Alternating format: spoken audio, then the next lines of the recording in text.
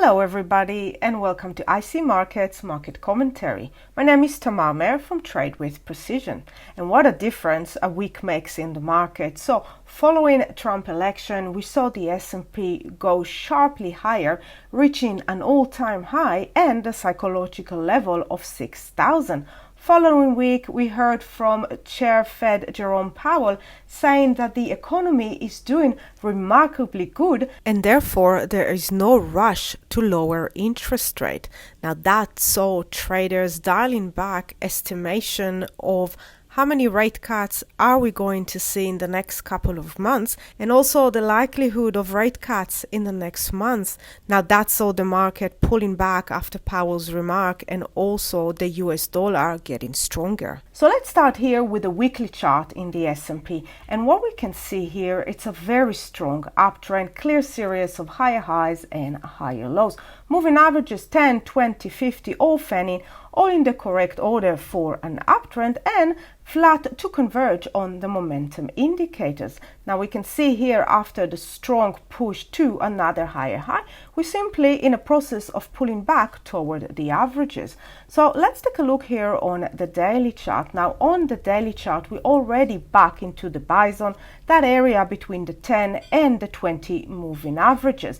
We're already reacting to this top area right here, but I'd like to see a bit more of a pullback. It was a very strong move, and I'd like to see a pullback into this level around the 57.70. So it's going to be a deeper pullback in the context of the daily. However, it will bring us back into the buy zone in the context of the weekly. So I'll be looking at the lower time frame. I'll be looking at the 1 hour or the 4 hours. I'd like to see the market pulling back into that 57.70. Any signs that the buyers are coming back into the market, a bounce off this level and a continuation of this very strong uptrend.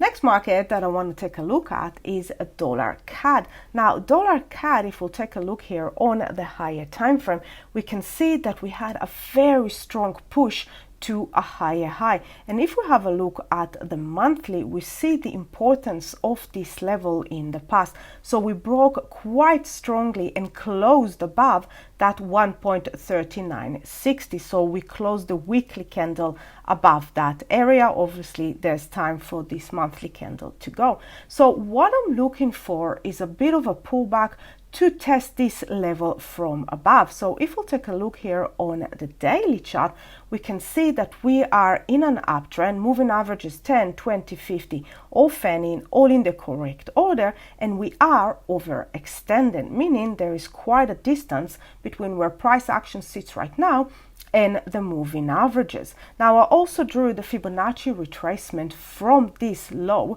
to the latest high, and we can see that we've got the 50% retracement clustering very nicely with this strong level of support and resistance around the 1.3960. So here too, I'm looking for a pullback into this very strong level and the 50% retracement around the 1.3960. Lastly, I want to take a look at the chart of crude oil. And as we can see here on the weekly chart, we are back into this very strong level at the 67 round number. So we can see we have many touches here in the past. However, every time we bounced off it and pushed higher, came back in, bounced off it, but couldn't go as high as the previous high.